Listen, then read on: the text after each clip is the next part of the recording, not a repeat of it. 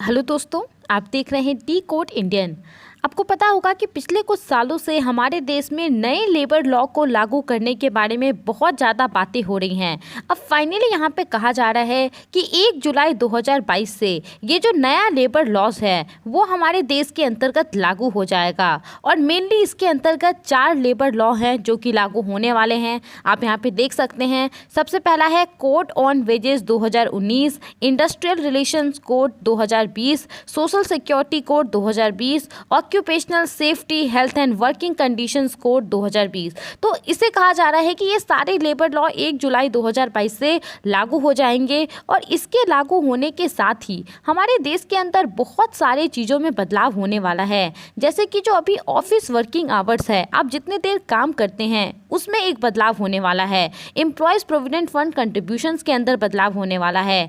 जो आपको in hand salary मिलती है, यानी कि पीएफ वगैरह का पैसा काट के जो आपके अकाउंट में सैलरी आती है, उसके ऊपर प्रभाव पड़ने वाला है। जो आपको छुट्टी मिलती है उसके ऊपर भी प्रभाव पड़ने वाला है। और ग्रेच्युटी के नियमों में भी बदलाव होने वाला है। तो इन सब के बारे में आज के इस वीडियो में हम बात करेंगे। बेसिकली यहाँ पे कहा जा रहा है कि आपका जो ऑफिस आवर है, आप जितने देर ऑफिस में काम करते हैं वो यहाँ पे इंक्रीज़ हो सकता है। अभी आप 8 से 9 घंटे काम करते होंगे तो वो यहाँ पे इंक्रीज़ हो सकता है, 12 घंटे तक जा सकता है। आप जो भी पीएफ कंट्रीब्यूशन करते हैं वो भी आपका बढ़ सकता है। और जो आपकी इनहैंड सैलरी है वो कम हो सकती है। वैसे तो बहुत सारे न्यूज़ आर्टिकल्स के द्वारा ये कोट किया गया है कि 1 जुलाई से ये लागू हो जाएगा। आप यहाँ पे देख सकते हैं, एक आर्टिकल को मैंने कोट किया है, new labour laws from July 1, how working hours, PF and in hand salary will change. तो आइए एक एक करके सबको डिटेल में जानते हैं। सबसे पहले हम बात करते हैं वर्किंग आवर्स को लेकर के कि इसमें क्या बदलाव होने वाला है। कहा जा रहा है कि अगर नया लेबर लॉ लागू हो जाता है तो हमारे देश के अंदर 4 डे वर्क वीक कल्चर लागू हो जाएगा। अभी क्या होता है, अभी के नियम के अनुसार वर्किंग आवर और लीव से जुड़ा हुआ जो भी नियम है वो फैक्ट्रीज एक्ट 1948 के अंतर्गत मैनेज किया जाता है राष्ट्रीय स्तर पे, और लोकल लेवल पे शॉप्स एंड एस्टेब्लिशमेंट एक्ट के तहत मैनेज किया जाता है। अब इन कानूनों में लिखा हुआ है कि कोई भी एक पर्टिकुलर एम्प्लॉय एक सप्ताह में 48 घंटे से ज़्यादा काम नहीं कर सकता है। और हर दिन के हिसाब से आपको पता होगा कि आप कितने घंटे काम करते हैं। मैक्सिमम 8 से 9 घंटे एक दिन में आप काम करते हैं। तो इस हिसाब से आप 6 दिन काम करते हैं तो 8 6 या 48, तो आप 1 वीक में 48 आवर ही काम करते हैं। ये यहाँ पे नेसेसरी है, इससे ज़्यादा आप काम नहीं कर सकते हैं नियम के अनुसार। तो यहाँ पे कहा क्या जा रहा है, नए लेबर लॉ के अकॉर्डिंग ये जो कंपनियाँ इस वर्किंग आवर्स को 8 से 9 घंटा से बढ़ा करके 12 घंटे तक कर सकती है। लेकिन ये जो वीक का पूरा एक थ्रेशोल्ड है कि वीक में 48 आवर होना चाहिए, उसको वो चेंज नहीं कर सकती है। अब आप ही यहाँ पे सोचिए कि अगर आप 4 दिन काम करते हैं वीक में तो 12 4 जा 48, ऑलरेडी आपने 4 दिन में ही ये जो 48 का थ्रेशोल्ड है उसको पूरा कर लिया। तो बाकी के 3 दिन आप यहाँ पे छुट्टी ले सकते हैं। और यही यहाँ पे 4 डे वर्क वीक कल्चर के बारे में बताता है कि इंडिया में 4 डे वर्क वीक कल्चर आ जाएगा। इसके अलावा यहाँ पे देखिए, कंपनियों के पास बेसिकली 3 चॉइसेस होंगी कि वो अपने एम्प्लॉय को डिप्लॉय कर सकती हैं। बेसिकली सबसे पहला चॉइस के अनुसार एम्प्लॉय 12 घंटे काम करेगा तो 4 दिन वो काम करेगा और 3 दिन छुट्टी ले सकता है। अगर वो 9 से 10 घंटे काम करता है तो 5 दिन वो काम करेगा और 2 दिन छुट्टी ले सकता है। और अगर वो 6 दिन काम करता है तो सिर्फ उसे 1 दिन छुट्टी मिलेगी, जैसा कि अभी चल रहा है। अब यहाँ पे अगर कोई भी कंपनी इन नियमों को लागू करता है तो उसको सबसे पहले एक एग्रीमेंट पे साइन करना पड़ेगा। कंपनी और एम्प्लॉयज़ के बीच में एक एग्रीमेंट होगा, तभी वो इन नियमों को लागू कर सकती है। इसके अलावा नए लेबर लॉ के आने के बाद जो ओवर टाइम से जुड़ा हुआ नियम है उसमें भी बदलाव होने वाला है। अभी कोई भी एम्प्लॉय एक तिमाही में ज़्यादा से ज़्यादा 50 घंटे ही ओवर टाइम कर सकता है। नए लेबर लॉ के आने के बाद 50 घंटे को बढ़ा करके 125 घंटा कर दिया गया है, तो अब वो 125 घंटा तक ओवर टाइम कर सकता है। इसके अलावा लीव से जुड़े हुए नियमों में भी बदलाव लाया जाएगा अगर नया लेबर लॉ आ जाता है तो 1 जुलाई 2022 से। अभी क्या है, अभी अगर कोई एम्प्लॉय किसी कंपनी में काम करने जाता है तो 1 साल में जब तक वो 240 दिन काम नहीं करेगा वो लीव लेने के लिए एलिजिबल नहीं होगा। देखिए, जब हम लीव की बात करते हैं, छुट्टी की बात करते हैं, तो इसका मतलब सैटरडे संडे को जो छुट्टी मिलता है वो नहीं है। इसके अलावा जो कंपनी आपको साल में 10 छुट्टी 20 छुट्टी देती है कि आप ले सकते हैं ये छुट्टी, तो उसके बारे में हम बात कर रहे हैं। तो अभी क्या होता है कि कोई भी एम्प्लॉय 240 दिन अगर एक साल में काम करेगा तभी वो छुट्टी लेने के लिए एलिजिबल है। तो इस क्राइटेरिया को घटा करके 180 दिन कर दिया गया है। हालांकि जो लीव का मात्रा है, छुट्टी की मात्रा है, उसको कम नहीं किया गया है। अभी भी यही नियम है कि 20 दिन के काम के ऊपर आपको 1 दिन की छुट्टी मिलेगी।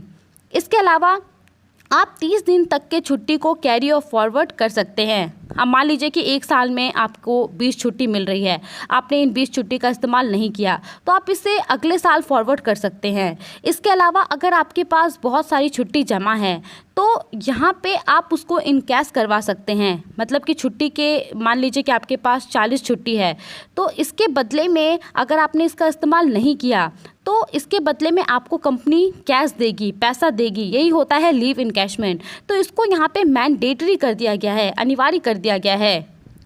इन सब के अलावा एक बहुत बड़ा बदलाव आने वाला है नए लेबर लॉज के लागू होने के बाद, वो है सैलरी स्ट्रक्चर के अंदर। बेसिकली हमारे देश में अभी क्या है कि अलग अलग जगह पे सैलरी या वेजेस का जो डेफिनेशन है वो अलग अलग है, जिसकी वजह से काफ़ी ज़्यादा प्रॉब्लम होता है।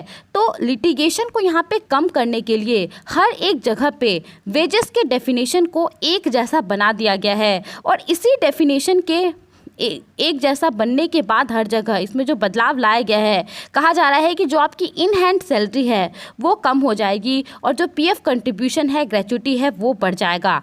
आइए इसको समझते हैं अच्छे से।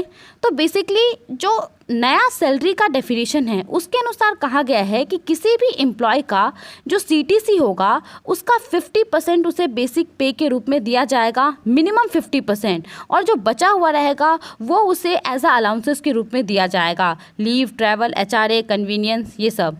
अभी बेसिकली क्या होता है इसको समझते हैं। अभी एक पर्टिकुलर कंपनी के द्वारा एक पर्टिकुलर एम्प्लॉय के ऊपर जितना भी पैसा खर्च किया जाता है उसको रखने में, उसकी सैलरी हो गई, पीएफ हो गया, अलाउंसेस हो गया, तो उन सबको मिला करके जो खर्चा होता है वही सीटीसी होता है। अब ये सीटीसी का मेनली 2 पार्ट होता है। पहला होता है बेसिक पे और दूसरा होता है अलाउंसेस। तो कंपनियां क्या करती हैं, जो भी टोटल सीटीसी रहता है उसका बहुत ही कम परसेंट अभी क्या करती है, 25 से 40% बेसिक पे के रूप में उसको देती है और 60 से 75% अलाउंसेस के रूप में उसको देती है। अब आपके दिमाग में एक सवाल आ रहा होगा कि कंपनी ऐसा करती क्यों है। तो यहाँ पे बेसिकली बेसिक पे आपका जितना कम रहेगा उतना ही कम किसी भी एम्प्लॉय का जो पीएफ कंट्रीब्यूशन है वो कटेगा, क्योंकि बेसिक पे का ही 12% पीएफ में कंट्रीब्यूट होता है। तो ये जितना कम रहेगा एम्प्लॉय को उतना कम पीएफ कंट्रीब्यूट करना पड़ेगा और उतना ही कंट्रीब्यूशन कंपनी को भी करना पड़ेगा। यानी कि अगर एम्प्लॉय कम कंट्रीब्यूट करेगा तो कंपनी को भी कम कंट्रीब्यूट करना पड़ेगा। और इसीलिए कंपनियां करती क्या हैं कि सीटीसी का बहुत ही कम परसेंटेज बेसिक पे के रूप में एम्प्लॉय को देती है और ज़्यादा परसेंटेज अलाउंसेस वगैरह के रूप में एम्प्लॉय को दे देती है। अब नए नियम में क्या कहा गया है कि सीटीसी का मिनिमम 50% बेसिक पे होना चाहिए, मिनिमम। अब ये आगे कितना भी हो सकता है, 60-70% हो सकता है, और उसके बाद जो रिमाइंडर रहेगा वो अलाउंसेस के रूप में होगा। एक एग्जांपल से समझते हैं तो आपको अच्छे से समझ में आ जाएगा। देखिए, मान लीजिए कि आपकी सैलरी, आपकी जो सीटीसी है, आपका जो सीटीसी है वो 20,000 है और आपकी कंपनी इसका 40% एज ए बेसिक पे आपको देती है, यानी कि 8,000 रुपये, और 60% अलाउंसेस के रूप में देती है, यानी कि 12,000। अब बेसिक पे का 12% आप कंट्रीब्यूट करते हैं पीएफ में 960 रुपया, और इतना ही कंट्रीब्यूशन आपकी कंपनी भी करती है 960 रुपया। तो पीएफ का अमाउंट तो आपके सैलरी में आता नहीं है, आपके अकाउंट में आता नहीं है जो आपको इन हैंड सैलरी मिलती है। तो पीएफ कंट्रीब्यूशन को आप सीटीसी से माइनस कर लीजिए, आपके पास 18,080 रुपये आते हैं। इस केस में जब कंपनी सीटीसी के 40% आपको एज अ बेसिक पे देती है। अब एक अलग कंडीशन में बात करते हैं। आपकी सीटीसी 20,000 है और नए नियम के अनुसार मिनिमम 50% होना ही चाहिए बेसिक पे। तो यहाँ पे मिनिमम 50% बेसिक पे कितना हो गया, 10,000 हो गया। अलाउंसेस 50% 10,000 हो गया। तो इसका 12% कंट्रीब्यूशन आप 1200 निकाल लीजिए, इतना ही कंपनी कंट्रीब्यूट करती है। तो इसके बाद अगर आप पीएफ कंट्रीब्यूशन को हटा दीजिए, सीटीसी से माइनस कर दीजिए, तो 17,600 रुपये। तो यहाँ पे आपने देखा कि बेसिक पे जितना कम रहता है उतना ज़्यादा आपका इन हैंड सैलरी होता है, और बेसिक पे जितना ज़्यादा रहता है उतना कम आपका इन हैंड सैलरी होता है। आई होप आपको ये समझ में आ गया होगा। तो यहाँ पे सैलरी स्ट्रक्चर में ये बदलाव को लाया गया है। इसके अलावा ग्रेच्युटी के नियमों में भी कुछ बदलाव लाया गया है। अब देखिए, ग्रेच्युटी क्योंकि बेसिक पे के हिसाब से कैलकुलेट होती है, तो बेसिक पे यहाँ पे इंक्रीज़ हो गया है, तो जाहिर सी बात है कि ग्रेच्युटी भी अब इंक्रीज़ होगी एम्प्लॉयज़ के लिए। इसके अलावा अभी तक क्या होता है, अभी तक अगर आपको ग्रेच्युटी चाहिए तो आपको किसी भी कंपनी में मिनिमम 5 साल काम करना पड़ता है, ये अनिवार्य है। तो ये जो थ्रेशोल्ड है इसको यहाँ पे रिमूव कर दिया गया है। अब अलग अलग कैटेगरी ऑफ वर्कर्स के लिए अलग अलग थ्रेशोल्ड को तैयार किया जाएगा। इस चीज़ के ऊपर उतना ज़्यादा क्लैरिटी तो नहीं आया है, लेकिन अभी तक जितनी बातें पता चली हैं उस हिसाब से कहा गया है कि जो रेगुलर और परमानेंट एम्प्लॉयज़ होंगे उनके लिए ये जो थ्रेशोल्ड है 5 साल का, वो 5 साल ही रहेगा। लेकिन जो फिक्स टर्म वर्कर होंगे, जो कॉन्ट्रैक्चुअल वर्कर होंगे, उनके लिए ये लिमिट नहीं रहेगी। उनके लिए ग्रेच्युटी पेमेंट, उनका जो काम का पीरियड रहेगा 1 साल हो गया तो उसके हिसाब से ये डिसाइड होगा। इसके अलावा जो वर्किंग जर्नलिस्ट होते हैं उनके लिए ग्रेच्युटी बेनिफिट को अवेल करने का जो थ्रेशोल्ड है उसको 3 साल अनाउंस कर दिया गया है। यानी कि अगर वो किसी भी कंपनी में 3 साल काम करते हैं तो ग्रेच्युटी के लिए एलिजिबल होंगे।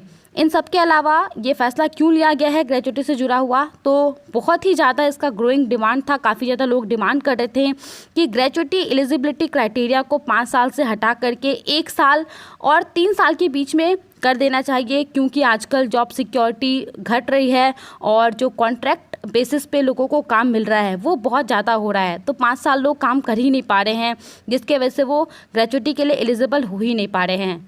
तो ये सब कुछ नियम थे जो कि कहा जा रहा है 1 जुलाई 2022 से लागू हो जाएगा नए लेबर लॉज के लागू होने के साथ। आप इन सब के बारे में क्या सोचते हैं, हमें अपना ओपिनियन ज़रूर बताएं।